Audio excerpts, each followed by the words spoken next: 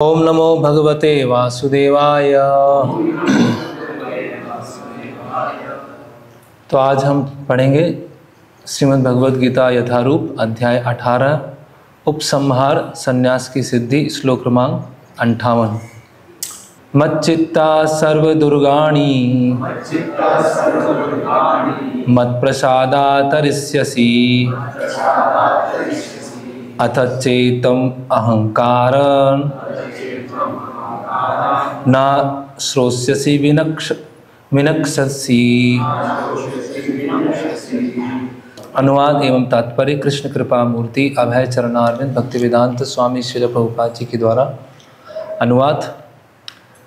यदि तुम मुझसे भावना भावित होगे तो मेरी कृपा से तुम बद्ध जीवन के सारे अवरोधों को लांघ जाओगे, लेकिन यदि तुम मिथ्या अहंकार वश ऐसी चेतना में कर्म नहीं करोगे और मेरी बात नहीं सुनोगे तो तुम विनष्ट हो जाओगे। तात्पर्य: पूर्ण कृष्ण भावना भावित व्यक्ति अपने अस्तित्व के लिए कर्तव्य करने के विषय में आवश्यकता से अधिक उद्विग्न नहीं रहता। जो मूर्ख है वह समस्त चिंताओं से मुक्त कैसे रहें इस बात को नहीं समझ सकता। जो व्यक्ति कृष्ण भावना अमृत में कर्म करता है, भगवान कृष्ण उसके घनिष्ठ मित्र बन जाते हैं। वे सदैव अपने मित्र की सुविधा का ध्यान रखते हैं और जो मित्र 24 घंटे उन्हें प्रसन्न करने के लिए निष्ठापूर्वक कार्य में लगा रहता है, वे उसको आत्मदान कर देते हैं।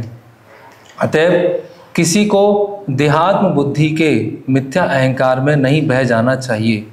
उसे झूठे ही यह नहीं सोचना चाहिए कि वह प्रकृति के नियमों से स्वतंत्र है या कर्म करने के लिए मुक्त है। वह पहले से कठोर भौतिक नियमों के अधीन है, लेकिन जैसे ही वह कृष्ण भावना भावित होकर कर्म करता है तो वह भौतिक दुश्चिंताओं से मुक्त हो जाता है। मनुष्य को यह भली भांति जान लेना चाहिए कि कृष्ण भावनामृत में जो कृष्ण भावनामृत में सक्रिय नहीं है, वह जन्म मृत्यु रूपी संसार की भंवर में पड़कर अपना विनाश कर रहा है। कोई भी बद्ध जीव यह सही नहीं जानता कि क्या करना है और क्या नहीं करना, लेकिन जो व्यक्ति कृष्ण भावना भावित होकर कर्म अंतर से करता है वह कर्म करने के लिए मुक्त है, क्योंकि प्रत्येक किया हुआ कर्म कृष्ण द्वारा प्रेरित तथा गुरु द्वारा पुष्ट होता है। ओम अज्ञानतिमिरन्धस्य ज्ञानञ्जनशलाकया चक्षुरुन्मिलितं येन तस्मै श्री गुरुवे नमः। श्री चैतन्य मनोभीष्टं स्थापितं येन भूतले स्वयं रूप कदा मह्यं ददाति स्वापदान्तिकं।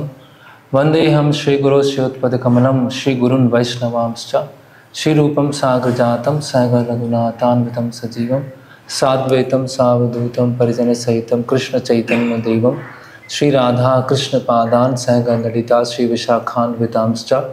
नमः ओं विष्णुपादाय कृष्ण पृष्ठाय भूतले श्रीमते भक्तिवेदांत स्वामिनिति नामने। नमस्ते सारस्वते देवे गौरवाणी प्रचारणे निर्विशेष शून्यवादी पाश्चात्य देशे तारणे। जय श्री कृष्ण चैतन्य प्रभु नित्यानंद श्री अद्वैत गदाधर शिवासादि गौर भक्तवृंद। हरे कृष्णा कृष्णा कृष्णा हरे हरे, हरे राम राम राम हरे। भक्त लोग थोड़ा सा आगे आ सकते हैं। तो ये जो सेमिनार है मिथ्या अहंकार, जो उसका विषय है, उसको अगर एक श्लोक में समझाया जाए तो ये एक श्लोक है जिसमें पूरे 4 दिन की चर्चा का सार है। ये श्लोक जो भगवान भगवद गीता में बता रहे हैं। भगवान क्या बता रहे हैं? मच्चित्ता सर्व दुर्गाणी मत प्रसादा तरिष्यसि, कि जो मेरे में चित्त लगाता है, मेरे में चित्त लगाता है मतलब एक विनम्र सेवक चेतना में रहकर सेवा करता है, कृष्ण भावना मृत में रहकर सेवा करता है। मत प्रसादा तरिष्यसि, मेरे प्रसाद से मेरे कृपा से तरिष्यसि सारे अवरोधों को लांघ जाता है। अवरोध कैसे हैं? सर्व दुर्गाणी, बहुत सारे अवरोध हैं। जितने भी अवरोध आएंगे वो मेरी कृपा से लांघ जाएगा। क्यों लांघ जाएगा? क्योंकि वो मत चित्ता है। अथ चेत त्वम अहंकार, लेकिन अगर वो अहंकार के वश कार्य करता है, मच्चित्ता कार्य नहीं कर रहा है, वो कैसे कार्य कर रहा है? अहंकार के वश में आके कर रहा है। प्रभुपाद क्या लिख रहे हैं? लेकिन यदि तुम अर्जुन मिथ्या अहंकार वश ऐसी चेतना में कर्म नहीं करोगे, तो या तो कृष्ण भावनामृत में कार्य करें या मिथ्या अहंकार युक्त चेतना में कार्य करें। उससे क्या होगा? ना श्रोष्यसि मिनक्षसि, आप क्या हो जाओ, और आप मेरी बात सुनोगे नहीं। भगवान क्या बोल रहे हैं?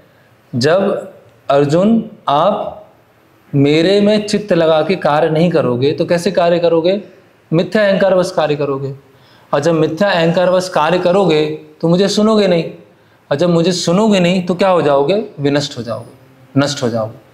तो कितना सटीक भगवान ने एक श्लोक में पूरा उसको सारांश रूप में उसका डिटेल सब कुछ एक श्लोक में बता दिया। तो अगर हम कृष्ण चेतना में नहीं हैं तो अहंकार वाली चेतना में, और उसके बीच में क्या होंगे? बहुत सारे सेड्स होंगे, है ना। 50% कृष्ण चेतना में है, 50% अहंकार वाली चेतना में है, तो उस तरह से रिजल्ट आएगा। तो इस श्लोक पर पुनः आने से पहले कल हमने जो देखा था कि इस विषय की आवश्यकता क्या है, इसको डिस्कस करने की आवश्यकता क्या है। तो आवश्यकता इसीलिए है क्योंकि ये जो मिथ्या अहंकार है सबसे सूक्ष्म से भी सूक्ष्मतम है। उसको पहचानना क्या होता है? बहुत मुश्किल होता है। स्थूल शरीर के से संबंधित जो अनर्थ हैं उससे मुक्त हो सकते हैं, मन को पहचान सकते हैं, बुद्धि में अनर्थों को पहचान सकते हैं, लेकिन मिथ्या अहंकार को पहचानना क्या होता है? बहुत मुश्किल होता है। और हमें सभी तरह की उपाधियों से मुक्त होना है। सर्वोपाधि विनिर्मुक्तम तत्परत्वेन निर्मल, सारी उपाधियों से मुक्त होकर निर्मल इंद्रियों से ऋषिकेश उनकी सेवा करना। तो निर्मल इंद्रियां मतलब ग्रॉस, सटल, और सटल में माइंड, इंटेलिजेंस, फॉल्स ईगो, सभी को शुद्ध करके भगवान की सेवा में लगना है। और ये जो मिथ्या अहंकार है हमें हमारा कृष्ण से संबंध बनाने से रोकता है, हमारा भक्तों के साथ संबंध बनाने से रोकता है, हमें सेवा करने से रोकता है। और ऐसा हो सकता है कि हम सारी सेवाएं कर रहे हैं लेकिन मिथ्या अहंकार वश कर रहे हैं, या हम कोई सेवा नहीं कर रहे हैं क्योंकि मिथ्या अहंकार का हमारा पोषण नहीं हुआ। तो सेवा करते समय भी मिथ्या अहंकार का पोषण हो रहा है, और सेवा नहीं कर रहे हैं तो भी मिथ्या अहंकार का पोषण कर रहे हैं। तो फिर हमने चेतना के बारे में देखा, क्योंकि ये जैसे भगवान यहाँ बता रहे हैं मत चित्ता, मेरे में चेतना युक्त करके कृष्ण भावना भावित होकर। तो दो तरह की चेतना है, एक कृष्ण सेवा युक्त चेतना है, हम्बल सर्वेंट कॉन्शियसनेस है, और एक मिथ्या अहंकार युक्त चेतना है, फॉल्स ईगो कॉन्शियसनेस। तो दोनों में से किस चेतना में हम सेवा कर रहे हैं, साधना कर रहे हैं, डीलिंग कर रहे हैं, है ना। तो तो दोनों चेतना में आने से पहले चेतना क्या है उसको समझने का प्रयास हमने किया। तो चेतना क्या है? वो एक आत्मा का लक्षण है ना। सत चित आनंद आत्मा का एक लक्षण है, चेतना का प्रसारण करना। अभी ये जो चेतना होती है वो जैसे सूर्य है ब्रह्मांड में एक जगह स्थित है और सारे प्रकाश को पूरे ब्रह्मांड में फैलाता है, उसी तरह से जो आत्मा होती है वो हृदय क्षेत्र में स्थित होती है और हृदय क्षेत्र में स्थित होकर पूरी चेतना को शरीर में फैलाती है। तो जब शरीर में फैलाती है तो शरीर के सभी जगह ये स्थूल शरीर में सभी तत्वों में ये चेतना फैलती है। तो हमने ऑरा के बारे में चर्चा किया कि एक शुद्ध भक्त हैं, ये उच्च चेतना में स्थित हैं, तो उनकी जो ऑरा है, उनका जो एक आभा मंडल है वो एक अलग स्तर का होता है और इसको हम अनुभव कर सकते हैं। कभी उच्च चेतना युक्त भक्त उनके साथ हम बैठे हैं तो अपने आप ही हमें एक फील होता है कि हमारी चेतना क्या हुई है, चेतना अपलिफ्ट हुई है ना, उसमें शुद्ध हुई है। और कामी पुरुष हैं, लोभी है, क्रोधी है, उसके साथ हम बैठेंगे तो उसके जो सूक्ष्म वाइब्रेशन है उसको हम अनुभव कर पाएंगे कि इसमें कितनी भोग की इच्छा है। तो इसी तरह से हमें देखना होगा कि किस समय हम सेवा की चेतना में हैं और किस समय मिथ्या अहंकार की चेतना में। फिर हमने प्रभुपाद जी के उदाहरण देखे कि प्रभुपाद जी का छोटा से छोटा कार्य, चाहे प्रभुपाद जल ग्रहण कर रहे हैं, प्रसाद ग्रहण कर रहे हैं, प्रभुपाद तिलक लगा रहे हैं, वो सब क्या है, बहुत दिव्य अवस्था, अवस्था में है, और प्रभुपाद जी के जो शिष्य हैं वो प्रभुपाद जी की छोटी छोटी चीज़ों को ग्लोरीफाई करते हैं। क्यों कर रहे हैं? क्योंकि महात्मा नामस्तु माम पार्थम देवी प्रकृति माश, कि वो देवी प्रकृति में स्थित होकर सारे कार्य कर रहे हैं। फिर हमने चेतना के अलग अलग देखा, जैसे जब कुकिंग करते हैं तो उसमें चेतना ट्रांसफ़र होती है। जब माता है उन्होंने गर्भ धारण किया है तो उनकी जो चेतना होती है शिशु में ट्रांसफ़र होती है। और कुछ कोई कारपेंटरी कर रहे हैं या कोई चित्र बना रहे हैं या गार्डनिंग कर रहे हैं बगीचा, तो उसमें अगर व्यक्तिगत रूप से उनका एक उसमें सम्मिलित हैं तो वो उसका जो अंतिम परिणाम होता है वो एक मशीन से बनाने में या टेक्नोलॉजी से बनाने में उसमें बहुत ज़मीन आसमान का अंतर होता है। ये हमने कुछ चर्चा किया। फिर हमने देखा कि पशुओं में भी चेतना होती है, पशु भी चीज़ों को सेंस करते हैं, है ना। और जो पौधे होते हैं उनमें भी चेतना होती है। और लास्ट में हमने इस निष्कर्ष पर आए थे कि हम अपनी चेतना के द्वारा आसपास के वातावरण को प्रभावित करते हैं, आसपास के लोगों को प्रभावित करते हैं, और आसपास के वातावरण से, आसपास के लोगों से हम प्रभावित होते हैं, है ना। तो यहाँ तक हमने चर्चा कल किया था। अभी हम आते हैं कि ये मिथ्या अहंकार है क्या? ये क्या है मिथ्या अहंकार, है ना। अभी चेतना देखा हमने, चेतना है आत्मा का लक्षण। तो ये मिथ्या अहंकार क्या है? तो प्रभुपाद जी श्रीमद् भागवतम के 3 स्कंद के 6 अध्याय के 9वें श्लोक के तात्पर्य में लिखते हैं कि भगवद गीता में बताया गया है कि जो आत्मा के ऊपर 2 आवरण होते हैं। जैसे एक व्यक्ति है, उसने ऊपर कोट पहना है और कोट के नीचे शर्ट पहनी है, तो जो कोट पहना है वो क्या है? स्थूल शरीर है, और जो अंदर शर्ट पहनी है वो सूक्ष्म शरीर है। तो जो कोट है वो क्या है? पृथ्वी, जल, अग्नि, वायु, आकाश, ये उसका कोट है, उसकी पहला आवरण। और अंदर उसने जो शर्ट पहनी है वो क्या है? सूक्ष्म शरीर। वो सूक्ष्म शरीर किससे बना हुआ है? मन, बुद्धि और मिथ्या अहंकार से। तो एक डेफिनेशन आया मिथ्या अहंकार का, वो क्या है? आत्मा के ऊपर आवरण। ये क्या है? आत्मा के ऊपर एक आवरण है। हमारी वास्तव में जो आइडेंटिटी है वो क्या है? हम आत्मा हैं, और उसके आगे की आइडेंटिटी है हम कृष्ण के दास हैं। अभी हमने क्या है? अपने ऊपर आवरण पहन के रखा है, कोट, और कोट के नीचे शर्ट पहन के रखी है। तो अगर हम फिर आगे प्रभुपाद बता रहे हैं भगवद गीता का 13वें अध्याय का 8 से 12वां श्लोक के तात्पर्य में प्रभुपाद लिखते हैं, ईगो मीन्स आइडेंटिटी। पूरा इसको सारांश करके बताता हूँ। तो ईगो मतलब क्या होता है? आइडेंटिटी। प्रभुपाद लिख रहे हैं, but we can not give up our ego because ego means identity. तो पहचान, पहचान को क्या बोलते हैं? मेरी क्या पहचान है, मैंने अपने आप को किससे पहचान किया है, ये जो मेरी पहचान है उसको बोलते हैं ईगो। तो कुछ फिलोसोफर हैं जो पूरी तरह से ईगो से मुक्त होना चाहते हैं, ईगो बचे नहीं, जो निर्विशेषवादी हैं, कि वो स्पिरिचुअल सुसाइड है ना, वो आत्मा जो है परमात्मा या ब्रह्म ज्योति में जाके लीन हो जाएगी, तो हमारी आइडेंटिटी बचेगी नहीं, है ना। भौतिक जगत में क्या होता है? आइडेंटिटी क्राइसिस होता है, अभी हम आगे देखेंगे। तो आइडेंटिटी है, इतने दुख हैं, इतनी समस्याएं हैं, शोक है, ऐसा करते हैं आइडेंटिटी खत्म कर देते हैं, ईगो खत्म कर देते हैं। तो प्रभुपाद समझा रहे हैं कि मिथ्या अहंकार का अर्थ है अपने आप को शरीर समझना। False ego means accepting this body as one self. तो किसी से पूछा गया कि आप कौन हैं, तो बोला, उसने आंसर दिया, मैं ये कोट हूँ, मैं कोट हूँ। तो उनसे पूछा गया कि और विस्तार से बताइए आप कौन हैं, मैं ये शर्ट हूँ। मतलब और बताइए विस्तार से, मैं कोट और शर्ट दोनों। तो प्रभुपाद बता रहे हैं अपने आप को शरीर से पहचान बनाना। अभी ईगो मतलब क्या हुआ? बहुत ही आसान डेफिनेशन है, ईगो मतलब पहचान। आइडेंटिटी। अभी हमने अपनी पहचान किससे बनाई है? स्थूल शरीर से बनाई है या सूक्ष्म शरीर से बनाई है? तो प्रभुपाद लिखते हैं, बृहदारण्यक उपनिषद में कहा गया है, अहम ब्रह्मास्मि, I am Brahman, I am spirit, मैं क्या हूँ? ब्रह्म हूँ, मैं आत्मा हूँ। तो ये आई एम, अहम की जो भावना है, मैं हूँ, वो क्या लक्षण है? वो ego. This I am the sense of self also exist in the liberated stage of self realisation. तो जो मुक्त अवस्था में है, प्रकृति की 3 गुणों से निकल चुके हैं, उसमें भी क्या है?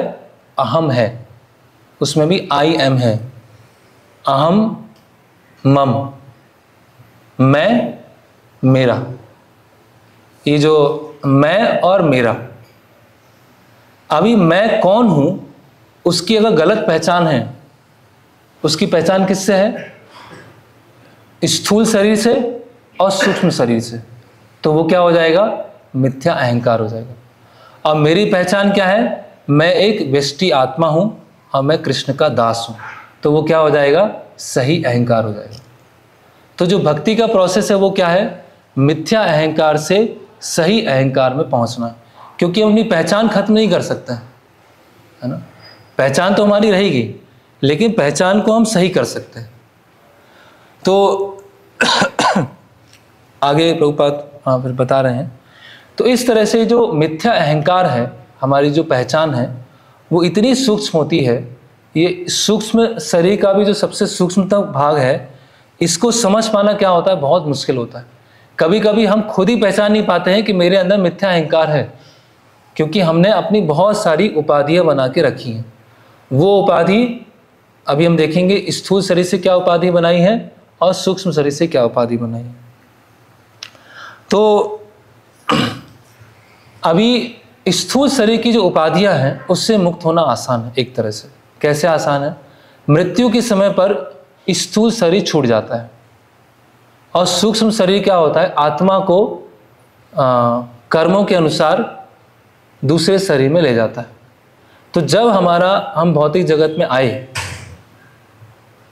तब हमको जो सूक्ष्म शरीर मिला, वो सूक्ष्म शरीर वही है जो शुरुआत में मिला था। जब हमें सृष्टि, जब पहली बार हमारा पतन हुआ यहाँ पर, और हमको क्या होता है, जब किसी को जेल में डाला जाता है तो क्या करते हैं? उसकी सिविल ड्रेस निकाल देते हैं। उसकी सिविल ड्रेस निकाल दिया और सिविल ड्रेस निकाल के उसको दूसरी ड्रेस पहना देते हैं, जेल वाली। उसमें धारियाँ होती हैं, काली और सफ़ेद धारियाँ होती हैं। तो अभी क्या हुआ? हमारी जैसे भगवत धाम से हम आए तो हमारा क्या हुआ? सिविल ड्रेस निकाल दिया। वो जो आध्यात्मिक शरीर था, अभी क्या हो गया? वो हम एक संकुचित अवस्था में, वो पूरी तरह से प्रकट अवस्था में नहीं है, और उसके ऊपर हमें जेल की ड्रेस पहना दी। वो जेल की ड्रेस क्या है? सूक्ष्म शरीर, और विशेषकर सूक्ष्म शरीर। अब क्या हो गया? हम कैदी बन गए, ठीक है। आवरण आ चुका है, सूक्ष्म शरीर का आ गया है और स्थूल शरीर का आ गया। अभी हमको सलाखों में डाल दिया, जेल के पीछे डाल दिया। तो वो सलाखें क्या है? जो जेल के अंदर डाला है वो क्या है? वो जो जेल के अंदर हमको बंद किया गया है ड्रेस पहना के, तो वो उसमें जो जेल के जो पाइप लगे हुए हैं लोहे के, वो क्या है? वो प्रकृति के 3 गुण हैं, सतोगुण, रजोगुण, तमोगुण। तो सतोगुण, रजोगुण, तमोगुण में हमको बांध दिया और फिर जंजीर लगा के एक ताला लगा दिया, ताला लगा के चाबी बाहर फेंक दी। तो वो ताला क्या है? वो ताला है गलत पहचान, मिथ्या अहंकार। तो अल्टीमेटली हमको जो बांध के रखा है, वो किसने बांध के रखा है? मिथ्या अहंकार ने बांध के रखा है। हमारी भोग करने की इच्छा थी, भोग करने की इच्छा के कारण हमें यहाँ पर रखा गया। फिर हमको सूक्ष्म शरीर, स्थूल शरीर प्रदान किया गया, बांधने के लिए जेल में डाल दिया, और व्यक्ति बना रहे, निकल नहीं पाए, उसके लिए मिथ्या अहंकार का ताला डाल दिया। तो अब तो ये सूक्ष्म शरीर हमारा कब से है? जब से हम इस सृष्टि में आए, तब से सूक्ष्म शरीर चल रहा है। तो उसमें इतनी सारी पहचानें आ चुकी हैं। कुत्ते की पहचान आ चुकी है, गधे की पहचान आ चुकी है, बिल्ली की पहचान आ चुकी है, राजा की पहचान आ चुकी है, ब्रह्मा जी की पहचान आ चुकी है, कीड़े की पहचान आ चुकी है। इतनी सारी पहचानों से हम गुजर चुके हैं। और मन में क्या है, बहुत सारी भोग करने की इच्छाएं, अलग अलग भोग करने की इच्छा। तो अभी भगवान जो है कृपावश पूर्व जन्म में जो इच्छाएं थी या पूर्व जन्म में जो हमारी पहचान थी, उसको भगवान क्या करते हैं, भुला देते हैं। अगर इन केस कुछ लोग पूछते हैं कि अगर हमें पूर्व जन्म का याद रहेगा तो इस जन्म में अच्छे से भक्ति करेंगे, अगर पूर्व जन्म के दुख हमें याद रहेंगे तो इस जन्म में अच्छे से भक्ति कर पाएंगे, तो भगवान भुला क्यों देते हैं? तो अगर थ्योरेटिकली हम सोचें कि हमारी जो कुत्ते की पहचान है वो भी हमको याद है, जो बिल्ली की पहचान है वो भी याद है, एक कीड़े बने थे उसकी पहचान याद है, और जो मनुष्य है उसकी पहचान है एक, सारी पहचान, सारी आइडेंटिटी एक साथ आ गई। अब क्या करेंगे हम? जब गली पे जाएंगे तो कुछ पड़ा होगा तो कुत्ते की पहचान याद आ जाएगी, तो वहाँ भागेंगे। तो भगवान क्या करते हैं, मत्ता स्मृतिम ज्ञानम अपोहनम च, भगवान क्या कर देते हैं, उसको भुला देते हैं। तो जो मेंटल बैगेज है, इतना सारा हम जो डिजायर लेके आ रहे हैं, इतनी सारी अलग अलग पहचान लेके आ रहे हैं, वो हमारे साथ में आता है। स्थूल शरीर चेंज हो गया लेकिन सूक्ष्म शरीर अभी वही है। तो अब ये मिथ्या अहंकार कैसे प्रकट होना चालू होता है, किस उम्र में मिथ्या अहंकार प्रकट होता है ना? कुछ लोग बोलते हैं कि जो मेल होते हैं उनमें अधिक ईगो होता है, मेल ईगो, है ना? तो ये मिथ्या अहंकार किस उम्र में प्रकट होता है, किस उम्र में मिथ्या अहंकार प्रकट होना चालू हो जाता है? अभी हमने देखा मिथ्या अहंकार है क्या, हमारी गलत पहचान। पहचान तो हमारी रहेगी, तो मिथ्या अहंकार प्रकट होता है बचपन से ही, 1-2 साल की उम्र से ही प्रकट हो जाता है। इसमें एक वृत्तांत बताया गया है, जो भक्त हैं बता रहे हैं कि वो किसी कोई दंपति थे, उनके घर विजिट करने जाते हैं और वो जो पति पत्नी थे उनसे बात कर रहे थे, तो उनका 1 साल का बच्चा आया और 1 साल का बच्चा अपने खिलौने लेके आ गया, और खिलौने लेके वो कुछ खेल रहा था और कुछ ऐसे बना रहा था, बिल्डिंग बना रहा था।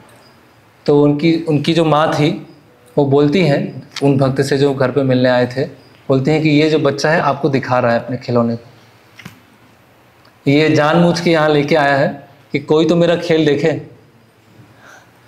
कोई तो मुझे पहचाने, मैं भी हूँ कुछ, तो मेरे पास क्या है, खिलौने हैं, मैं बहुत स्पेशल हूँ, मेरे खिलौने बहुत स्पेशल हैं, और खिलौने के साथ खेलना मेरा बहुत स्पेशल है, और वो स्पेशल चीज़ सबको दिखना चाहिए। तो कि माँ बोलती कि ये बच्चा ऐसे ही करता है, कोई आता है तो उनके सामने जानबूझ के ऐसे एक्टिविटी करता है। तो इससे हम समझ सकते हैं कि ये जो मिथ्या अहंकार की भावना है वो कितनी सूक्ष्म होती है। वो हमको ये हमको बताती है कि हम बहुत स्पेशल हैं, बहुत हम यूनिक हैं, और इसीलिए मेरी एक्टिविटीज़ सबको दिखना चाहिए, सभी मेरी एक्टिविटीज़ को रिकॉग्नाइज करें, ऐसा वो मिथ्या अहंकार हमें। फिर जब उम्र बड़ी होती है तो फिर और सारी उपाधियाँ आती हैं, मैं भारतीय हूँ, मैं अमेरिकन हूँ, काला हूँ, गोरा हूँ, अफ्रीकन हूँ, इस जाति का हूँ, स्त्री हूँ, पुरुष हूँ, अलग अलग ये उपाधियाँ आने लगती हैं। प्रभुपाद कई बार अपने प्रवचनों में बताते हैं। तो ये धीरे धीरे हमारी पहचान और आगे बढ़ती जा रही है ना। मैं PhD, MBBS, BTech, मैं ये मेरी बहुत सारी उपाधियाँ हैं। कभी कभी कोई कार्ड देते हैं तो कार्ड में पूरी सब बहुत सारे वो लिखे होते हैं, ये डिग्री, वो डिग्री, ये डिग्री, सारी उपाधियाँ एक साथ वो लिखी होती है। तो यहाँ बताया गया, और धीरे धीरे मैं डॉक्टर हूँ, मैं टीचर हूँ, मैं लॉयर हूँ। तो हम धीरे धीरे जैसे जैसे उम्र बढ़ती जाती है वैसे वैसे हम बहुत सारी अपनी और पहचान बनाना चालू कर देते हैं और हमारे अलग अलग उपाधियां आना चालू हो जाती हैं। जब भक्ति में आते हैं, भक्ति के क्षेत्र में आते हैं, तो मैं क्लीनिंग डिपार्टमेंट का लीडर हूँ, मैं संकीर्तन लीडर हूँ, मैं टेंपल कमांडर हूँ, मैं टेंपल प्रेसिडेंट हूँ, है ना, मैं लीडर हूँ, इस एरिया का लीडर मैं हूँ, मैं भक्ति वृक्षा लीडर मैं हूँ, है ना, मैं महाराज परम पूज्य भक्ति विकास महाराज, एक लेक्चर है, बहुत अच्छा लेक्चर है, preaching pot washing and false ego. तो महाराज उस प्रवचन में बताते हैं कि एक भक्त जो थे बहुत समय से बर्तन धो रहे थे और बहुत अच्छे से बर्तन धो रहे थे काफ़ी सालों से। तो एक भक्त वहाँ उनके पास में आते हैं तो बोलते हैं ज़िंदगी भर यही करते रहोगे, आगे नहीं बढ़ना है। ये तो जो शुरुआत की अवस्थाएं होती है उसमें किया जाता है, अब तो आगे बढ़ के महान वर्ल्ड प्रीचर बनना है। तो महाराज के कानों तक वो बात पहुंच गई और महाराज ने अगले दिन ही उस पर प्रवचन किया कि हम ये एक पहचान चाहते हैं, एक आइडेंटिटी चाहते हैं। अगर कभी कभी क्या होता है, महाराज प्रवचन में बताएं कि जब बांग्लादेश में थे, वो बांग्लादेश में प्रचार कर रहे थे, तो वहाँ पर 5 से 6 ब्रह्मचारी थे और जितने ब्रह्मचारी थे सब हेड थे। वो एक क्लीनिंग डिपार्टमेंट के हेड थे, एक प्रीचिंग डिपार्टमेंट के हेड थे, एक अकाउंटेंट हेड थे, एक ये हेड थे। हेड सब हैं लेकिन नीचे कोई नहीं है, सब हेड बन गए।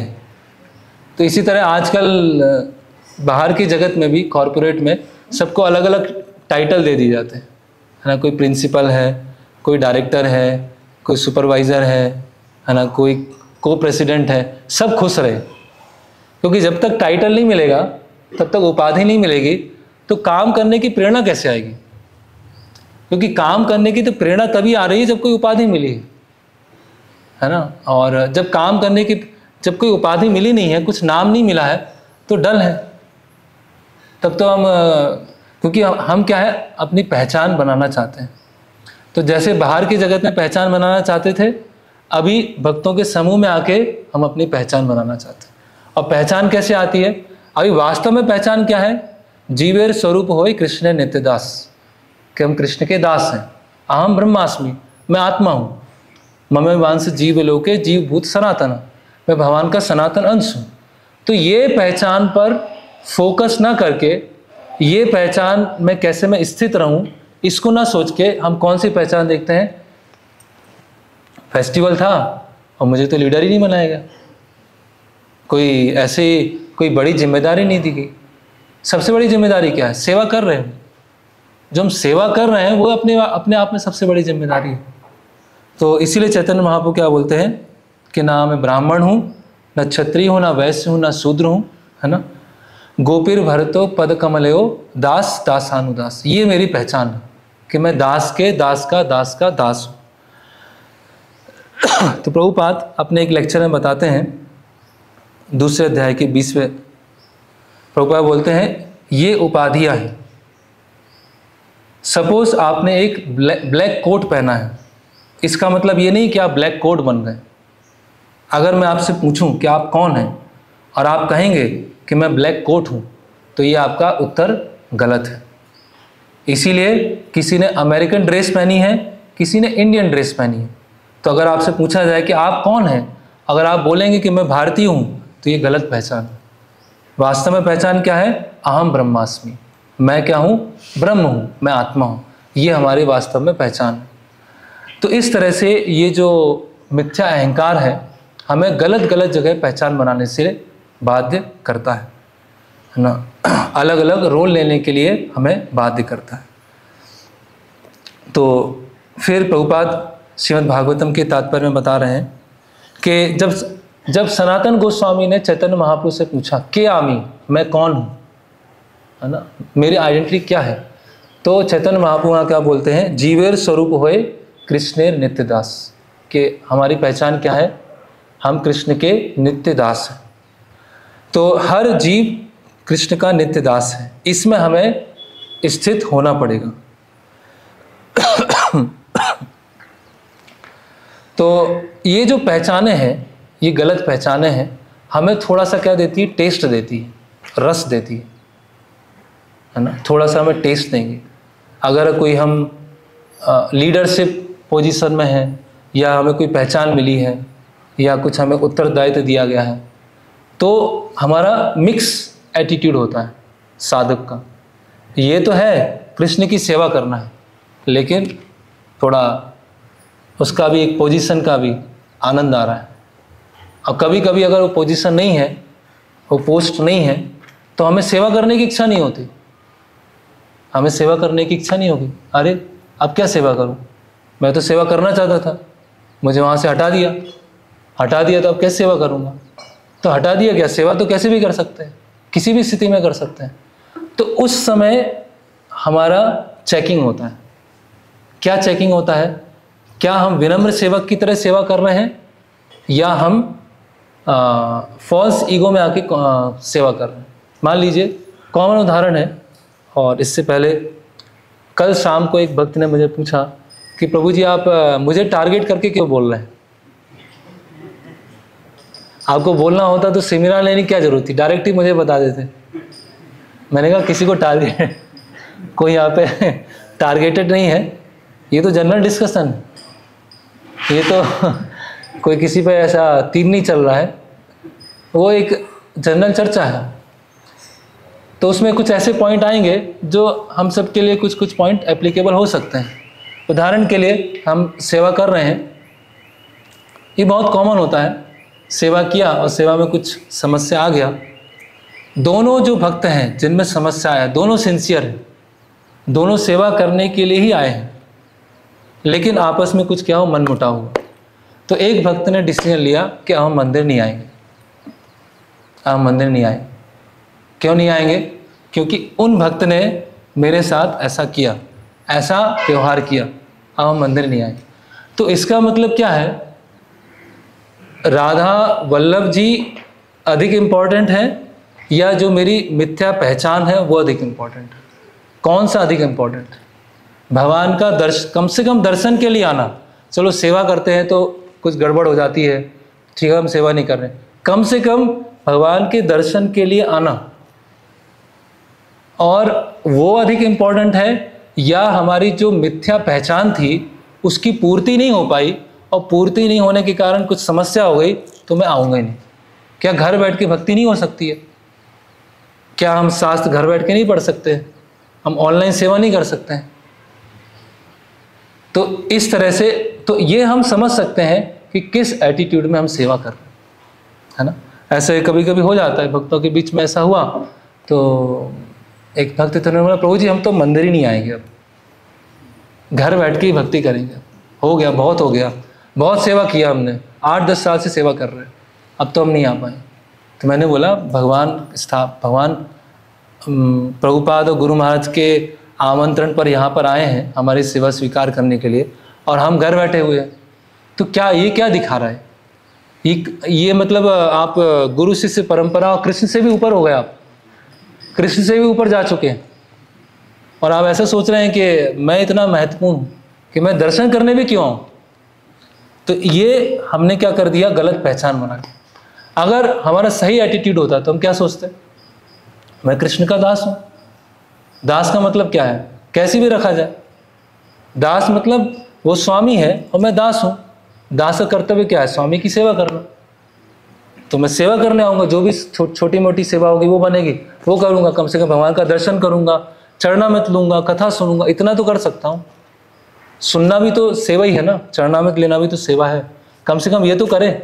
लेकिन हमारा क्या होता है, हम तो हमारे लिए सेवा इंपॉर्टेंट नहीं है, हमारे लिए क्या है, इसीलिए इसका चेकिंग होता रहता है। इसीलिए इस श्लोक बहुत इंपॉर्टेंट है।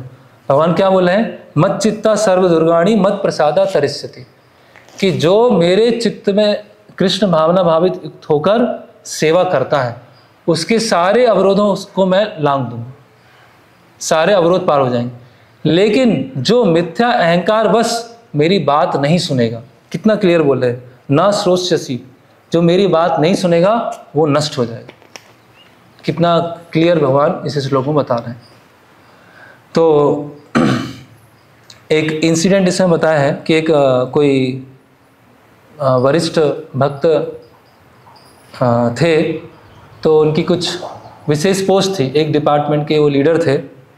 तो कुछ कारणवश उनको उनसे कहा गया कि आपको ये लीडरशिप पोजीशन छोड़ना है, अभी आप दूसरे डिपार्टमेंट में सेवा कीजिए या किसी के अंडर में रह के सेवा कीजिए।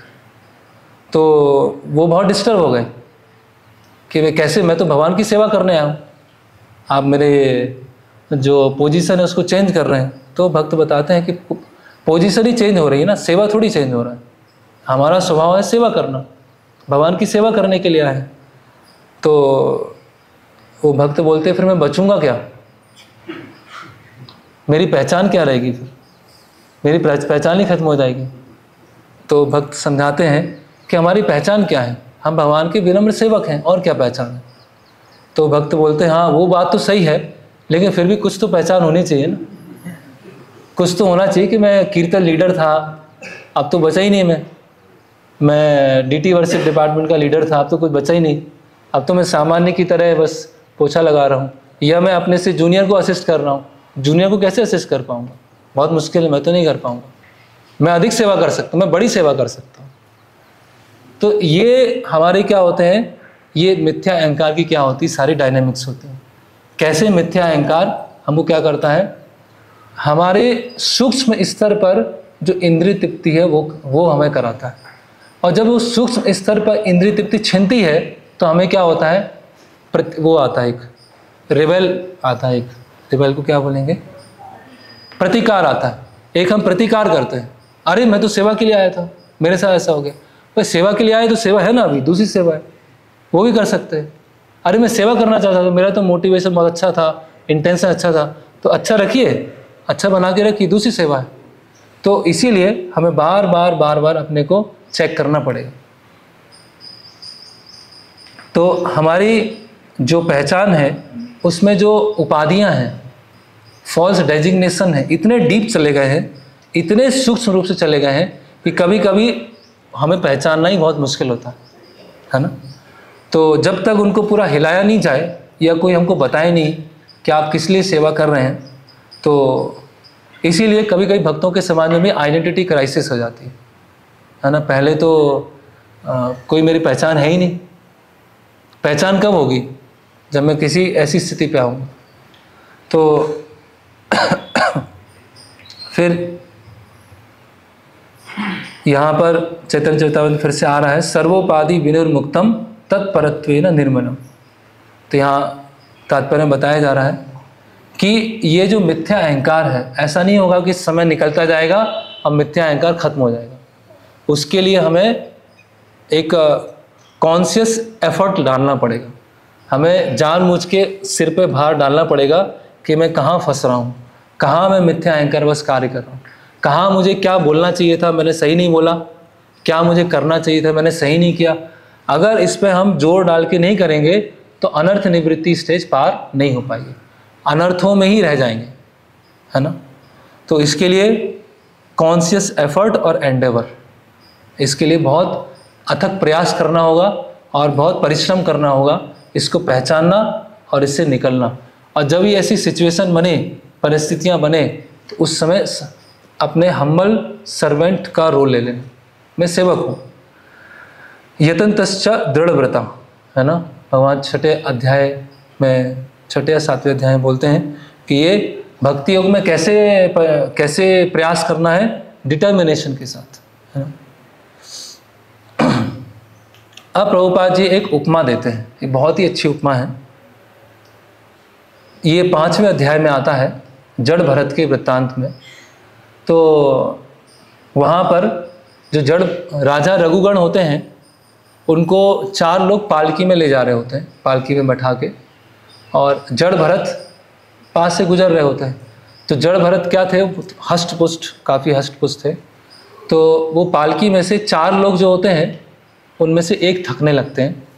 तो जड़ भरत को बुलाते हैं कि आप आइए, आप पालकी में सहायता कीजिए। तो जड़ भरत क्या होता है, वो पालकी को उठा लेते हैं। और जब पालकी को उठाते हैं तो वो नीचे चींटियाँ चल रही होती हैं, सूक्ष्म जीवाणु चल रहे होते हैं। तो उसको वो जंप लगाते हैं, कभी इधर कूदते हैं, कभी इधर कूदते हैं, कभी इधर कूदते हैं। तो वो जो राजा रघुगण हैं उनको अनादर तरीके से बोलते हैं कि तुमको दिखाई नहीं दे रहा है ना। और अलग अलग मोटे भद्दे अलग अलग तरीके से उनको अनादर करते हैं, है ना। तो जड़ भरत वहाँ पर उत्तर देते हैं कि आप किसको किसको बोल रहे हैं? मेरे शरीर को बोल रहे हैं?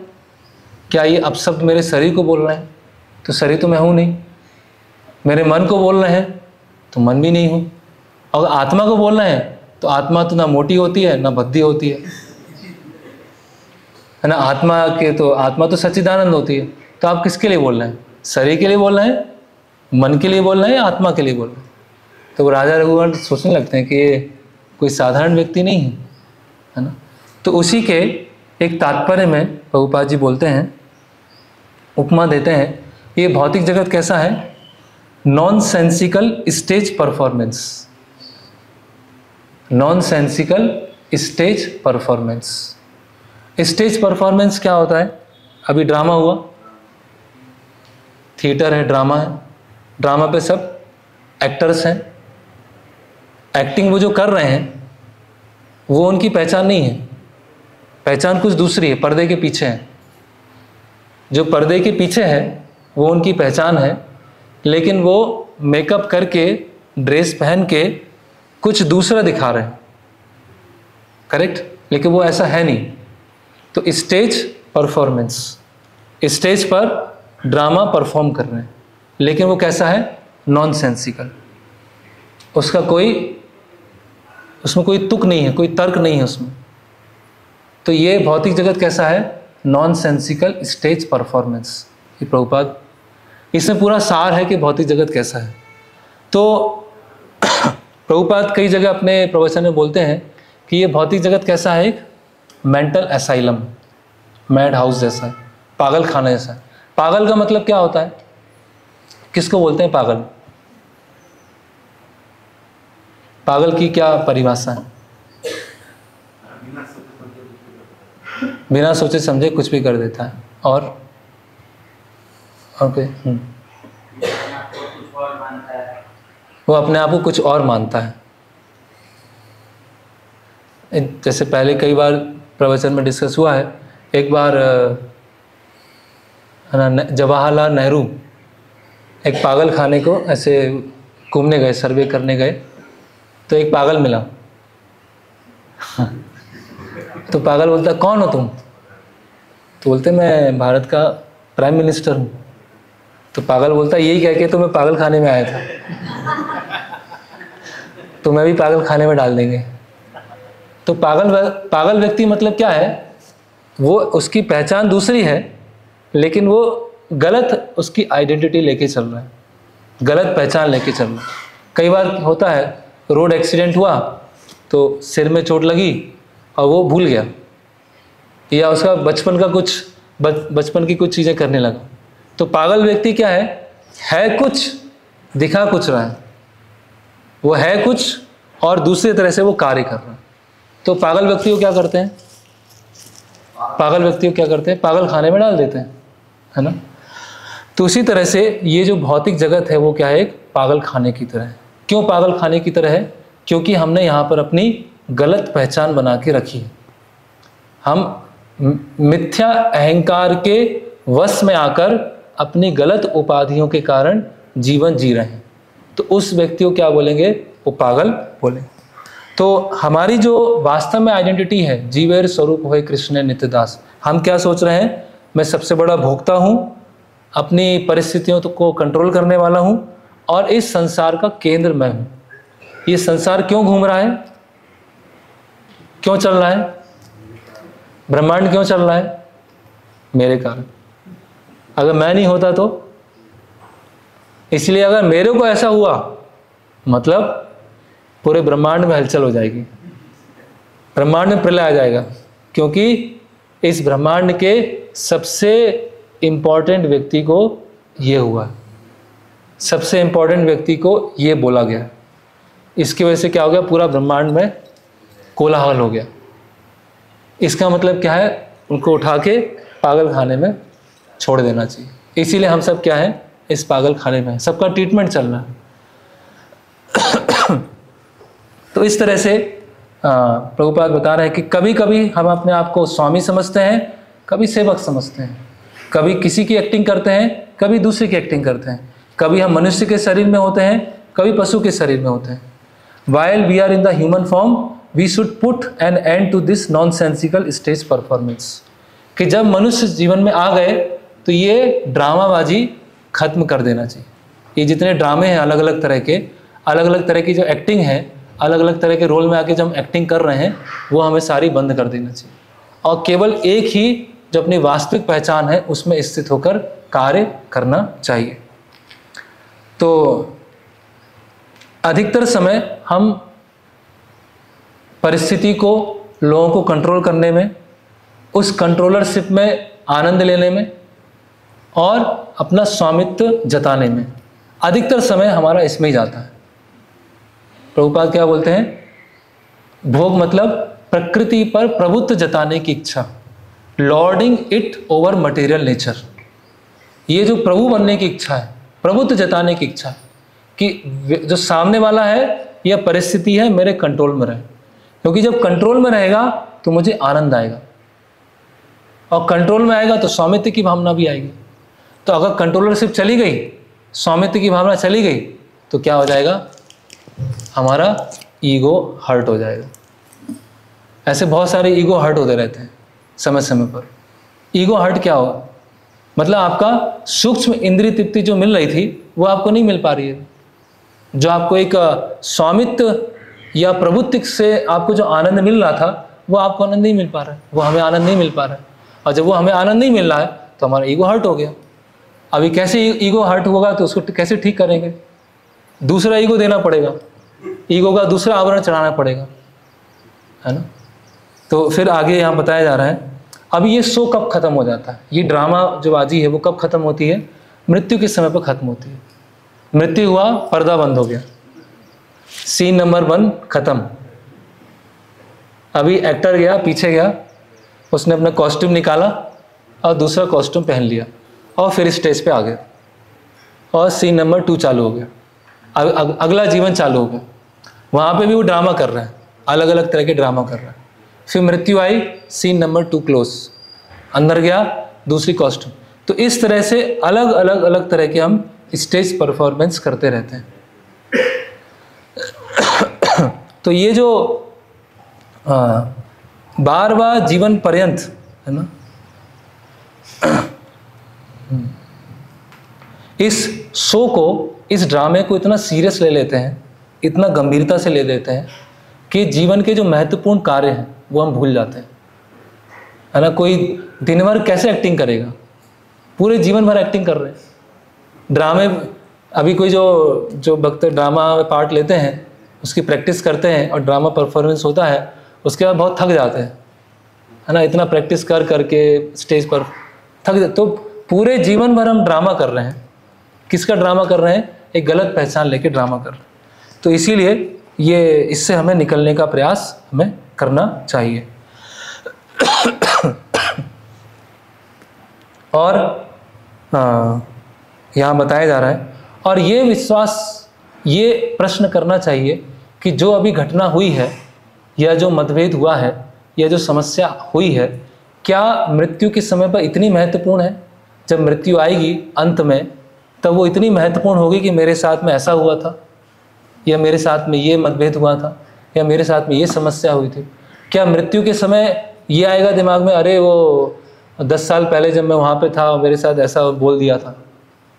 मृत्यु के समय क्या है, क्या अंतिम में क्या इम्पोर्टेंट है, कि क्या अंततः जब मृत्यु होगी तो हमने क्या किया, वो क्या इम्पोर्टेंट है।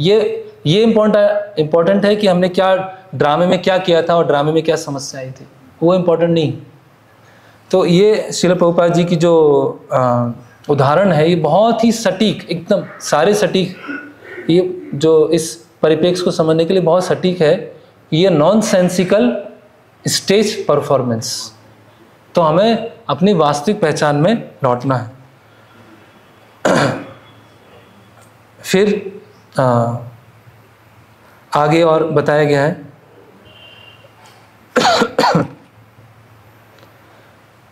इंद्र का उदाहरण बताया गया है। जब भगवान ने गोवर्धन लीला किया तो इंद्र क्या सोच रहे थे? मान भंग लीला है ना, मान भंग स्थान भी है गोवर्धन परिक्रमा में, मान भंग स्थान। तो क्या मान हो गया था इंद्र को? इंद्र को क्या पहचान हो गई थी? गलत पहचान क्या हो गई थी? मैं सबसे सुप्रीम हूँ। इतने समय से ब्रजवासी मेरी पूजा करते थे और ये छोटे से बालक ग्वाले के कारण मेरी पूजा को रोक दिया। तो अब मैं बताता हूँ, अब मैं दिखाता हूँ कि ये बालक, उसमें कितनी शक्ति है और मैं अपनी शक्ति से पूरे ब्रज को डुबा दूंगा। तो ये मान की भावना कब आती है? प्रेस्टीज की भावना कब आती है? प्रेस्टीज की भावना कब आएगी? जब हमारे अंदर मिथ्या अहंकार होगा, गलत पहचान होगी। उस गलत पहचान को पोषित करने के लिए हमको प्रेस्टीज चाहिए। अगर प्रेस्टीज नहीं मिलेगी तो जैसे इंद्र है, ब्रजवासियों के ऊपर ही कोप करने लगे, ब्रजवासियों के ऊपर ही संवर्तक बादल फेंक दिए उन्होंने। तो भगवान ने क्या किया? उनका जो मिथ्या अहंकार है किससे तोड़ा? अपनी सबसे छोटी उंगली से तोड़ दिया। सबसे उल्टे हाथ की सबसे छोटी उंगली है, उससे उनका मिथ्या अहंकार का कर दिया, चूर चूर कर दिया। तो इस तरह से अब तो हमारे पास में दो चॉइस है। अब इस श्लोक पर आते हैं। अभी हमारे पास दो चॉइस है। पहला चॉइस ये है कि कृष्ण भावना भावित होकर हम एक विनम्र सेवक की तरह उनके निर्देशों को सुने, निर्देशों को पालन करें, और हमारा एक मोटिवेटिंग फोर्स, प्रेरणादायक स्रोत क्या होना चाहिए? मैं भगवान का सेवक हूँ, मैं सेवा करने आया हूँ और हरि गुरु वैष्णव को प्रसन्न करना चाहता हूँ, और जैसा भगवान चाहते हैं वैसा मैं करने का प्रयास करूँगा। ये हमारा क्या होना चाहिए? प्रेरणा स्रोत होना चाहिए। और अगर ये नहीं है तो प्रेरणा स्रोत क्या होगा? मेरा जिसमें संतुष्टि है, जहाँ मैं चीज़ों को कंट्रोल कर पाता हूँ, जहाँ मैं स्वामित्व दिखा पाता हूँ, जहाँ मैं प्रभुत्व दिखा पाता हूँ, वहाँ मैं करूँगा, नहीं तो नहीं करूँगा, कोई बात नहीं। तो भगवान क्या बोल रहे हैं? अथ चेत अहंकारा न श्रोष्यसि विनक्ष्यति। वो नष्ट हो जाएंगे, मेरी बात नहीं सुनेंगे तो वो नष्ट हो जाएंगे। तो अभी हमें डिसाइड करना है, क्या हमें एक दास दासानुदास का प्रेरणा स्रोत रखना है या प्रभुत्व या स्वामित्व की भावना को रखकर वो हमें आगे बढ़ना है। तो थोड़ा सा और डिस्कस करते हैं। तो जो मिथ्या अहंकार है, प्रारंभ के समय में जो हम सेवा करते हैं, या वो कभी कभी हमको एक तरह से, एक दूसरी दृष्टिकोण से देखें तो कभी कभी मिथ्या अहंकार हमको मदद भी करता है कुछ चीज़ों में। कैसे मदद करता है? जैसे उदाहरण बताया गया है, एक साधारण उदाहरण है कि जैसे लोगों के घर में कार होती है ना, कार है, टू व्हीलर है, तो उसका बहुत अच्छे से ध्यान रखते हैं। कार का अच्छे से साफ सफाई करेंगे, हवा चेक कराना है, ऑयलिंग कराना है, बाइक का अच्छे से ध्यान रखें, क्योंकि उनमें उनका क्या है? एक मैंपन है, ये मेरी कार है, ये मेरी बाइक है। दूसरी तरफ क्या होता है? जो मंदिरों में कार या वो होती है, बाइक होती है, वो ऐसे ही चल रहा है, उसका अच्छे से मेंटेनेंस नहीं हो रहा है। क्यों नहीं हो रहा मेंटेनेंस? क्योंकि वो एक वहाँ मैंपन की भावना नहीं है, और इतनी भावना नहीं है कि भगवान की प्रॉपर्टी है। अगर इतनी भावना होती कि भगवान की प्रॉपर्टी है तो फिर अच्छे से रखते। ना तो अपनी भावना है ना भगवान की भावना है, तो क्या करे? पड़ी हुई है, बारिश हो रही है, धूल खा रही है, एक्सीडेंट हो रहा है, कुछ भी हो रहा है, मैं तो ट्रांसेंडेंटल लेवल पे हूँ, मैं तो भगवान की सेवा कर रहा हूँ। तो ना तो उससे स्वामित्व की भावना है, ना वो भगवान की प्रॉपर्टी है उसकी भावना है। तब क्या हो गई? वो कार निर्विशेष में चली गई हो।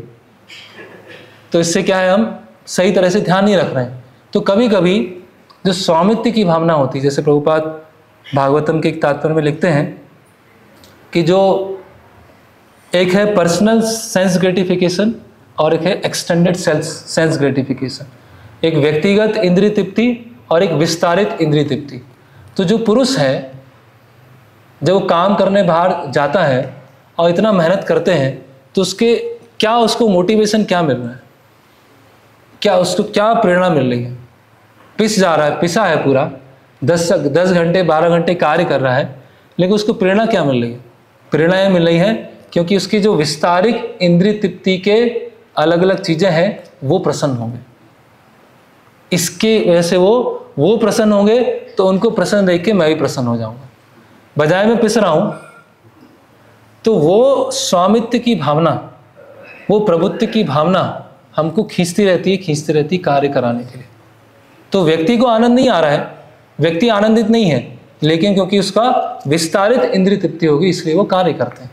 तो प्रभुपाद यहाँ समझा रहे हैं कि चाहे वो व्यक्तिगत इंद्रिय तृप्ति हो या विस्तारित इंद्रिय तृप्ति, दोनों इंद्रिय तृप्ति है। जैसे किसी ने चोरी किया, प्रभुपाद उदाहरण बताते हैं, खुद के लिए चोरी किया तो क्या करेंगे?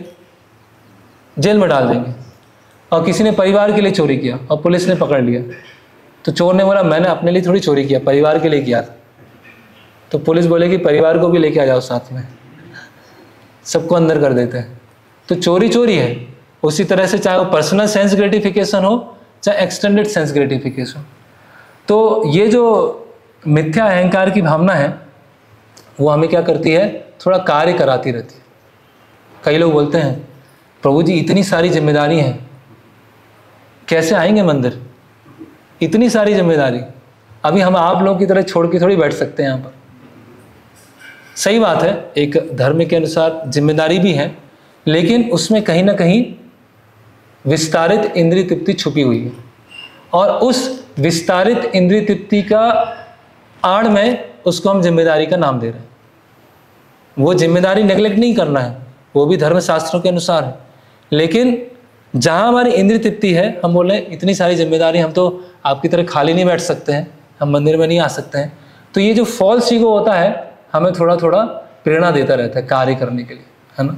थोड़ा कर्मठ बना देता है हमको कि हाँ ये कार्य करना है, ऐसा करना है, जॉब में ये करना है, बिजनेस में ये करना है। तो जो बताया गया, जो पुरुष हैं उनमें क्या भावना होती है? सुरक्षा प्रदान करना है, इंचार्जशिप, इंचार्ज है ना, को किसी चीज़ के इंचार्ज। तो वो इंचार्जशिप में जो टेस्ट आता है उससे वो कार्य कष्ट लेके भी करते रहते हैं।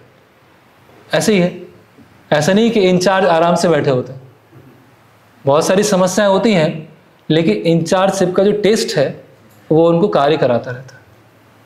तो अभी कोई घर का इंचार्ज है, घर का मुखिया है, तो घर का मुखिया है तो अच्छा लगेगा कार्य करने में, क्योंकि मुखिया हूँ। वही प्रभुत्व, स्वामित्व, अभी किसी को बोले आप ना तो स्वामी यहाँ के ना आपका कोई कंट्रोलर है, तो कार्य करने की इच्छा ही नहीं होगी। तो इसी तरह से जब हम सेवा में आते हैं तो कभी कभी हाँ आप बहुत अच्छा, बहुत बढ़िया, ये कीजिए आप, है ना, आप इस चीज़ के इंचार्ज बन जाइए। अरे बस फिर तो क्या है, दिन रात सुबह शाम पूरे इंचार्ज भागे जा रहे हैं, भागे जा रहे हैं, भागे जा रहे हैं। क्यों भाग रहे हैं?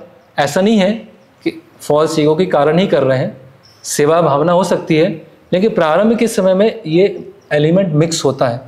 वो कब पता चलता है? जब सेवाओं में अनबन हो जाती है, जब सेवाओं में समस्या हो जाती है। तो अगर इंचार्जशिप होते हुए सेवक की भावना है तो सेवा में ऊपर नीचे भी होगा, उथल पुथल भी होगा, लेकिन उत्साह कभी कम नहीं होगा, उसको इम्प्रूव करने का प्रयास करेंगे। लेकिन अगर स्वामित्व की भावना है और इंचार्जशिप है और समस्या हो गई, अरे अब तो भगवान के तो अनंत कोटि वैष्णव भक्तगण हैं, सेवा तो चलती रहेगी, मैं नहीं आऊँगा तो क्या है, मंदिर में तो सेवा होती रहेगी, इतने सारे भक्त हैं, मैं छोटा मोटा एक भक्त हूँ, मेरे आने से नहीं आने से क्या चेंज होगा? इसका मतलब क्या होगा? हमें थोड़ा सा चुप गया है, हमें अंदर लग चुका है, और उसी कारण हम अपने जो अंदर लगा है उसको फिलोसोफाइज कर रहे हैं कि मैं तो छोटा मोटा भक्त हूँ, मैं मंदिर आऊँ नहीं आऊँ उससे क्या फ़र्क पड़ेगा, इतने सारे भक्त हैं, इतने सारे अच्छे भक्त हैं, वो लोग सेवा करेंगे, हम तो बस सब भक्तों के पीछे खड़े रहेंगे, बुक टेबल से ही दर्शन करके चले जाएंगे, हम क्या सेवा करें? इसका मतलब लग गया, हमको अंदर लग चुका है, लेकिन हम उसको फिलोसोफाइज कर रहे हैं। तो इस तरह से यहाँ बताया जा रहा है, unless a man's body is equipped with a strong false ego, he might not want to play the role of a taking charge. तो जो पुरुष शरीर में जो ईगो है, अगर वो ईगो नहीं है तो वो इंचार्जशिप लेना मुश्किल होता है, नहीं ले पाए। लेकिन भक्ति में ये है, चाहे वो इंचार्ज है या इंचार्ज नहीं है, किसी भी स्तर पे सेवा कर रहे हैं, हर किसी को इस स्तर पे आना है कि जीव स्वरूप होए कृष्ण नित्यदास।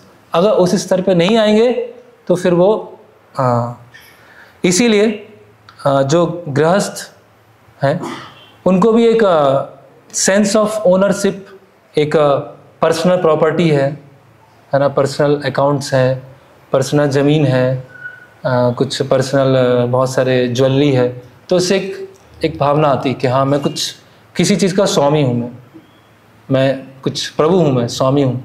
तो उससे एक थोड़ा अच्छा लगता है। एक उसका करेंगे कुछ नहीं, रखा रहेगा वो, पूरे जीवन भर ज़मीन वहीं की वहीं है, पूरे जीवन भर गहने वैसे के वैसे रखे हैं, लेकिन देख देख के आनंद आ रहा है, रखे रखे आनंद आ रहा है। क्यों आनंद आ रहा है? क्योंकि मैं प्रभु हूँ, मैं स्वामी हूँ। तो इस तरह से अभी वो प्रभु हूँ, स्वामी हूँ, इससे उसको प्रोटेक्ट करने की इच्छा हो रही है कि मुझे प्रोटेक्ट करना है, कोई चोर ना आए या मेरी ज़मीन पे अतिक्रमण ना हो जाए, उससे इच्छा हो रही है। तो ये जो फॉल्स ईगो है एक परिप्रेक्ष्य से क्या करता है, फिर मदद करता है ना। लेकिन अगर उसी स्तर पे हम रहेंगे, केवल मिथ्या अहंकार के स्तर पर रहेंगे, तो फिर वो आगे चल के समस्या होगी और सेवा को हम लंबे समय तक कर नहीं पाएंगे। तो अब ये कल हम डिस्कस करेंगे कि जो मिथ्या अहंकार वाली चेतना है, इससे इतनी जो समस्या आ रही हैं, अभी कुछ समस्या हमने डिस्कस किया, उसको हम शुद्ध चेतना में कैसे परिवर्तित करें। क्या विनम्रता क्या होती है? एक मिथ्या अहंकार का बहुत संवैधानिक लक्षण है जिसको बोलते हैं डिफेंड करना, अपना बचाव करना, है ना। जैसे ईटिंग, स्लीपिंग, बैटिंग, डिफेंडिंग, 4 प्रवृत्तियां होती हैं, आहार, निद्रा, भय, मैथुन, है ना। भय मतलब रक्षा करना। तो हम भी अपनी रक्षा करते हैं। कैसे रक्षा करते हैं? अपने मिथ्या अहंकार की रक्षा करते हैं, अपनी गलती को स्वीकार ना करके मिथ्या अहंकार की रक्षा, अपनी गलती को जस्टिफाई करके, नहीं प्रभु जी मैंने तो ऐसा नहीं किया था, प्रभु जी मैंने तो ऐसा सोचा था, नहीं प्रभु जी मेरा ऐसा पर्पस नहीं था करने का। ये इस निष्कर्ष पे आना कि मैंने गलती किया है और मुझे क्षमा कीजिए, ये बहुत ही मुश्किल है, बहुत मुश्किल है। ये अगर किसी ने बोल दिया कि प्रभु जी मेरी गलती हो गई, मुझे क्षमा कर दीजिए, तो ये बहुत बड़ा स्टेटमेंट हो जाएगा। तो चीज़ों को हम जस्टिफाई करते हैं, चीज़ों को फिलोसोफाइज करते हैं और अपने आप को क्या करते हैं, डिफेंड करते हैं। हार नहीं मानेंगे, कुछ भी हो जाए हार तो हम नहीं मानेंगे। कोई सेवा में कुछ समस्या हुआ, नहीं मैं तो सही टाइम पे आया था, मैंने तो सही किया था, वो उसकी वजह से हुआ, नहीं उसकी वजह से हुआ, नहीं वो तीसरे की वजह से हुआ, मैं तो सही था। तो इसके ऊपर कल हम विस्तार से देखेंगे कि कैसे हम अपने मिथ्या अहंकार का बचाव करते हैं, कैसे किन किन परिस्थितियों में बचाव हम करते हैं, और वो शील्ड से हम निकलना नहीं चाहते हैं। और उसकी वजह से क्या होता है, फिर हमारे अंदर हम्बल सर्वेंट कॉन्शियसनेस आ ही नहीं पाती। हमेशा हम अपनी गलतियों से बचना चाहते हैं और गलतियों को हम दूसरे पर डाल देते हैं कि इनके कारण वो गलती हुई। तो उसके लिए क्या चाहिए? उसके लिए बहुत अधिक ईमानदारी चाहिए, बहुत ज़्यादा ईमानदारी। प्रभुपाद एक जगह बोलते हैं, कौन भागवतम कौन समझ सकते हैं? Purified man who are thoroughly honest. Bhagavatam को कौन समझ सकते हैं? Purified man who are thoroughly honest. जो पूर्ण रूप से ईमानदार हैं वो लोग ही भागवतम को समझ सकते हैं। तो इस पे कल चर्चा करेंगे कि कैसे हम मिथ्या अहंकार का अपना बचाव करते हैं। हरे कृष्णा कृष्णा कृष्णा हरे हरे, हरे राम राम राम हरे हरे। किन्हीं का कोई प्रश्न है? और एक फिर से मैं बोलना चाहूँगा, जो मैंने बीच में बोला था, ये किसी के ऊपर कोई टारगेट नहीं है। इसका कल ही एक भक्त ने पूछ लिया, कोई ऐसा कोई टारगेट नहीं है। ये मैंने पढ़ के रखा था और दूसरा पढ़कर कोई टॉपिक तैयार करने का समय नहीं मिल पा रहा है, तो जो पहले से तैयार था इसीलिए टॉपिक लिया है। ऐसा नहीं है कि कोई इंसिडेंट हो गया है किसी भक्त के ऊपर, वो उसका के ऊपर कोई मनसा नहीं। जी वृंदावन सर। भगवद गीता का श्लोक है, इंटरेस्टिंगली भगवद गीता में देख रहे हैं कि भगवान अर्जुन को इसलिए डांट रहे हैं क्योंकि वो अपना उपाधि छोड़ना चाहता है, क्षत्रिय का उपाधि। तो ये भी मिथ्या अहंकार दूसरा उदाहरण देखने में नहीं आता कि हम आत्मा के स्तर पर स्थित होकर कोई उपाधि लेना नहीं चाहते, जो कि स्वाभाविक स्थिति में स्थित होना मतलब कि आत्मा के कार्य में स्थित होना और साथ में जो प्रारब्ध के अनुसार जो शरीर मिला है, सही मिला जी, वो शरीर के साथ जुड़ी हुई जो भी स्थिति है, ब्राह्मण क्षत्रिय वैश्य शूद्र ब्रह्मचारी सन्यासी वानप्रस्थ स्त्री पुरुष जी, स्त्री या पुरुष, स्त्री पुरुष इसकी चर्चा नहीं कर रहे, लेकिन आजकल ये है आधुनिक जगत में कि व्यक्ति स्त्री है तो स्त्री रहना नहीं चाहता, पुरुष है तो पुरुष रहना नहीं चाहता।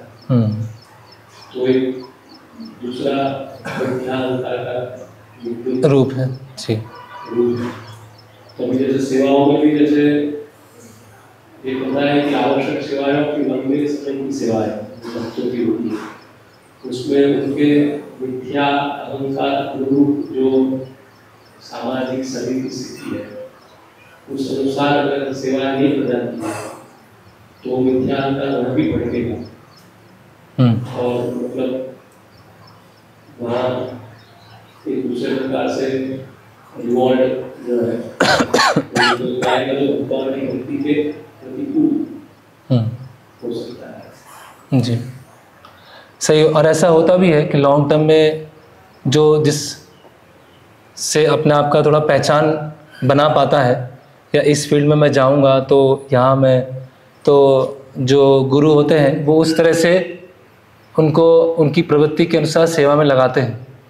और जब सेवा में संघर्ष होते हैं, परिश्रम होता है, प्रेशर आता है, तो फिर वो जो भावना थी प्रारंभिक कि मुझे कुछ पहचान मिले या प्रतिष्ठा बढ़े, उससे वो मुक्त हो जाता है।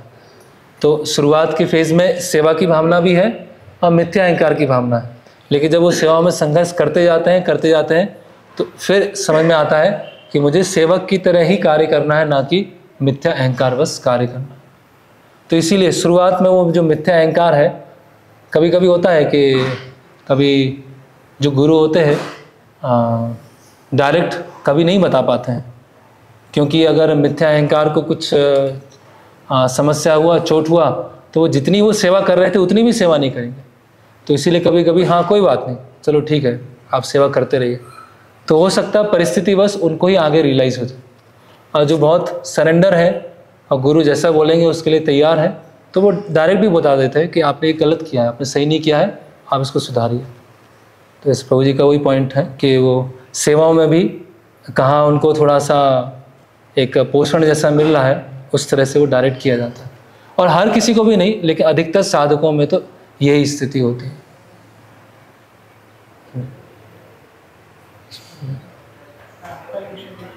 माइक।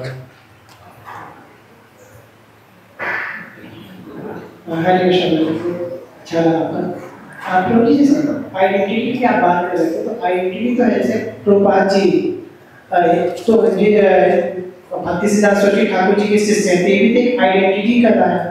तो जैसे आपने तो हर जगह आप किसी महाराज से किसी को महाराज का सुनते हम पता नहीं मुझे आप कहाँ से कैसे, तो मैं प्रभु जी मैं कहाँ से आया हूँ, इस आइडेंटिटी तो मैंने बताया जी। तो आध्यात्मिक आइडेंटिटी और फिर मेटेरियल आइडेंटिटी तो रहेगा, पहचान तो पता नहीं पड़ेगा जी। तो आइडेंटिटी क्या है? कृष्ण के दास, कृष्ण के दासों के दास, हरि गुरु वैष्णव दास, ये वास्तविक आइडेंटिटी है। लेकिन बाकी जो आइडेंटिटी है वो केवल सेवा को सपोर्ट करने के लिए, कोई हेड संकीर्तन डिपार्टमेंट के हेड हैं, कोई कुकिंग डिपार्टमेंट के हेड हैं, कोई मैनेजर हैं, कोई डीटी डिपार्टमेंट के हेड हैं, ये एक माध्यम है सेवा, ये वास्तव में आइडेंटिटी नहीं है। आइडेंटिटी क्या है? हरि गुरु वैष्णव के दास।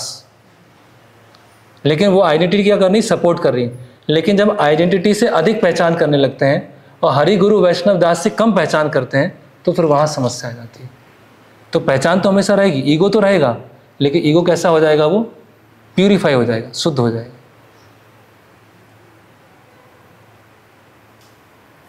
अमरीश को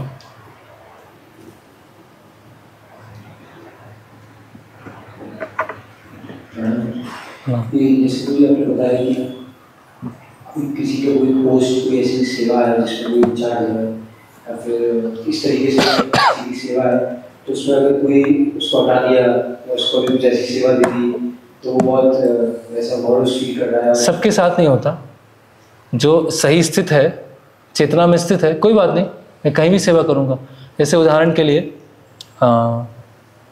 गोकुल चंद प्रभु अपने एक लेक्चर में बताते हैं कि महाराज परम पूज्य भक्ति विकास महाराज बांग्लादेश में प्रचार कर रहे थे। शुरुआत महाराज और 3-4 भक्तों ने मिलकर प्रचार किया था और काफ़ी प्रचार फैल गया था। महाराज ढाका के प्रेसिडेंट थे और बांग्लादेश में अलग अलग से जाते थे। तो महाराज के जो अथॉरिटी थे प्रभा विष्णु महाराज उस समय, तो वो एक दिन आते हैं, बोलते हैं कि अभी आप ये कंट्री छोड़ के दूसरे देश में चलिए प्रचार कर। तो महाराज तुरंत रेडी हो गए, तुरंत, कुछ भी नहीं सोचा, क्योंकि उन अथॉरिटी के कारण ही मैं यहाँ सेवा कर रहा था, उन्होंने नियुक्त किया था। अब वही मुझे बोल रहे हैं कि आप यहाँ से हट के दूसरी जगह चलिए, तो तुरंत तैयार। ऐसा नहीं, मैं नहीं हूँगा तो कैसे डेवलपमेंट होगा, मैं नहीं हूँगा तो इतने सारे भक्तों का क्या होगा, मैं नहीं होगा तो टेम्पल कैसे बनेगा। अल्टीमेटली जो अथॉरिटी है उनके अंडर में रह के वो सेवा करें। लेकिन जो साधक हैं, शुरुआत के साधक हैं, उनके साथ तो ऐसा हो जाता है। इसमें डाउट नहीं था कि कोई ऐसा सोच सकता है कि मुझे हटा दिया है, फिर मैं बहुत समय हो गया है, लेकिन कुछ सेवा रिस्पॉन्सिबिलिटी को ऐसा कुछ सोचे। उसमें ये सोच सकता है कि मुझे लग रहा है मैं गुरु और शिष्य को अच्छे से प्रसन्न करने की भावना नहीं है, या फिर मुझे जो सेवा दी गई मैं उसको अच्छे से नहीं किया और मुझे फिर निकाल दिया गया। तो ये, हाँ, तो ये अच्छी, ये सही एटीट्यूड है। अगर कोई सोचेगा कि देखो मेरे को निकाल दिया, वो मिथ्या अहंकार से सोचेंगे तो गलत भावना। कोई सोचेंगे हाँ मेरा एटीट्यूड सही नहीं था, मुझे सुधारने की आवश्यकता है, कुछ मुझसे गलती हुई होगी। अगर हम हम्बल सर्वेंट एटीट्यूड में है तो सबसे पहले खुद की गलती देखेंगे कि हो सकता है मुझसे ही गलती हुई, और फॉल्स ईगो कॉन्शियसनेस में है तो खुद को सही ठहराएंगे और बाकी सबको गलत ठहराएंगे।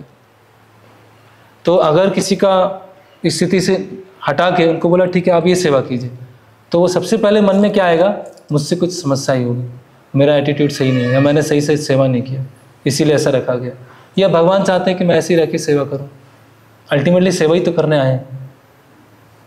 इसमें दूसरी तरफ ऐसा हो सकता है कि दूसरी सेवा दी को चिंता ही नहीं, दूसरी सेवा करने लगे, क्योंकि ये विचार नहीं किया कि मैंने बहुत सही चिंता में कार्य नहीं किया। वो डिपेंड करेगा क्या क्या किस सेवा से किस सेवा में रखा गया, वो तो डिपेंड करेगा। अंततः अगर हटाया गया, कुछ भी किया गया है, तो भावना तो ये आना चाहिए कि हो सकता है मेरे में समस्या है। उससे परेशान अगर कोई ज़्यादा होता है तो मैं ऐसा लग सकता है कि पड़ोसी को कोई वैसे परेशान हो सकता है वो इस भावना से। हाँ, वो इसीलिए तो उसको पहचानना बहुत मुश्किल है ना। इसीलिए वो जो गुरु हैं, वरिष्ठ जन है, वही पहचान पाएंगे ना कि परेशान किस लिए हो रहे हैं। इसलिए परेशान हो रहे हैं कि इतने दिन से सेवा नहीं किया है, या इसलिए परेशान हो रहे हैं कि मुझे देखो ये इस स्थिति से हटाया गया। वो तो समझ में, सबको समझ में नहीं आएगा, लेकिन जो गुरु उनको तो समझ में आएगा ना। जैसे वो एक केस है, मैं नाम नहीं लूँगा, तो जो गुरु हैं उन्होंने शिष्य को बोला कि आप जो मंदिर है छोड़ के मायापुर आ जाइए, आप यहाँ पर हैं, पर्टिकुलर सिटी में प्रचार कर रहे हैं, प्रेसिडेंट हैं, आप इसको छोड़ के वहाँ जाइए। तो उन्होंने अपने आप को इस्कॉन से अलग कर लिया और वहाँ के प्रेसिडेंट बन गए।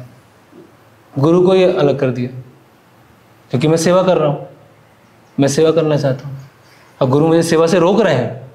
मैं सेवा करना चाहता हूँ और वरिष्ठ लोग उसको सेवा से रोक रहे हैं। मैं वरिष्ठों का ही वरिष्ठ बन गया। अभी मैं समझ पा रहा हूँ कि मैं सेवा करना चाहता हूँ, लेकिन मेरे वरिष्ठ नहीं सोच पा रहे हैं कि मैं सेवा करना चाहता हूँ। तो मैं अपनी ऑथोरिटी की भी ऑथोरिटी बन गया अभी। तो ऐसा भी हो जाता है। जो साधक अवस्था में ये स्थिति हो सकती है कि कोई ऑथोरिटी डांट रहे हैं, मुझे बोल रहे हैं, और हम सोच रहे हैं ठीक है मेरा कार्य तो सेवा करना, बोल रहे हैं तो इससे सिचुएशन आ सकता है कि हम कृष्ण दास की सेवा कर रहा हूँ, ठीक है जो भी सेवा है डांट रहे हैं, लेकिन मैं तो कृष्ण दास। हाँ, तो डांट रहे हैं तो अच्छा ही है ना, फिर तो हमें ठीक हो रहे हैं, तो ठीक होने का ट्राई तो ढीठ हो गए वो, फिर ढीठ बन चुके हैं, असर ही नहीं पड़ता है। तो वो डांट रहे हैं तो कुछ अधिकार के साथ डांट रहे हैं ना, तो अच्छे ही है ना, डांट रहे हैं, सिखा रहे हैं। हमें किसी का असर ही नहीं पड़ता है, किसी के बात का असर नहीं पड़ता है, तो बस फिर इसीलिए क्या हो जाता है, कभी कभी फिर उनको एक अलग आइलैंड देना पड़ता है, एक दूसरे आइलैंड पे जाके आप सेवा कीजिए। यहाँ आप साथ में मिलकर सेवा नहीं कर पा रहे हैं, तो आपका एक उस आइलैंड पे आप होंगे या कुछ आप जैसे कुछ लोग होंगे, वहाँ आप सेवा कीजिए। ये देखिए प्रैक्टिकल चीज़ें हैं, एग्जैक्ट ये कोई वो नहीं है, परिस्थिति अनुसार डिपेंड करेगी। अगर किन्हीं को बताया जा रहा है, डांटा जा रहा है, तो किस दृष्टिकोण से ले रहा है, उनकी क्या स्थिति है, इसमें कोई ऐसे ब्लैक एंड वाइट आंसर नहीं है।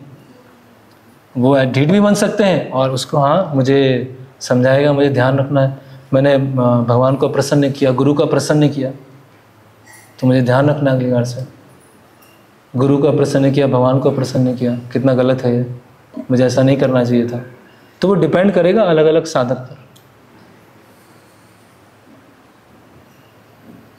जी पीछे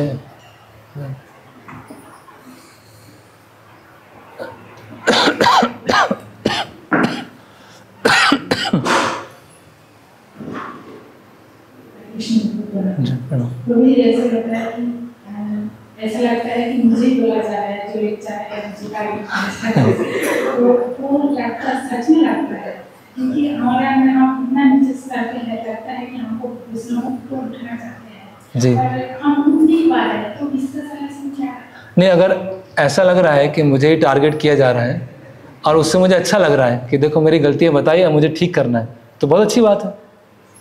अगर टारगेट होने के बाद हमें बुरा लग गया, अरे यार मुझे टारगेट किया, सबके सामने मुझे बोल दिया, तो फिर वो समस्या है।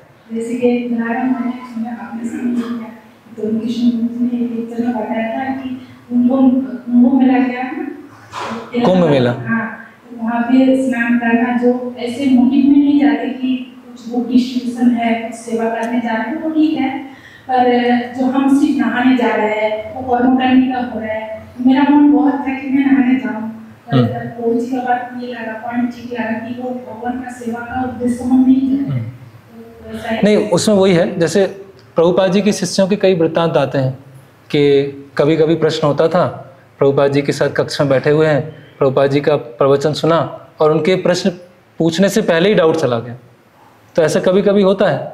वो तो एक सामान्य एक चर्चा होती है, सामान्य चर्चा में अलग अलग स्तर पर समझाया जाता है और कोई पॉइंट हमारे लिए होता है, तो वो टारगेट नहीं हुआ और ऐसा हमें लग रहा है कि हमें टारगेट किया गया है और उसके बाद लग रहा है कि अच्छी बात है, टारगेट किया, हमें सुधार आएगा, तो बहुत अच्छा जी। तो यहाँ पर हम विराम लेते हैं। तो कल ये हम 2 टॉपिक्स को डिस्कस करेंगे कि कैसे हम अपना बचाव करते हैं और विनम्रता के, वास्तविक विनम्रता के क्या लक्षण हैं। हरे कृष्णा कृष्णा कृष्णा हरे हरे, हरे राम राम राम हरे हरे। श्रील प्रभुपाद की जय। श्रीमद् भगवद गीता यथारूप की जय।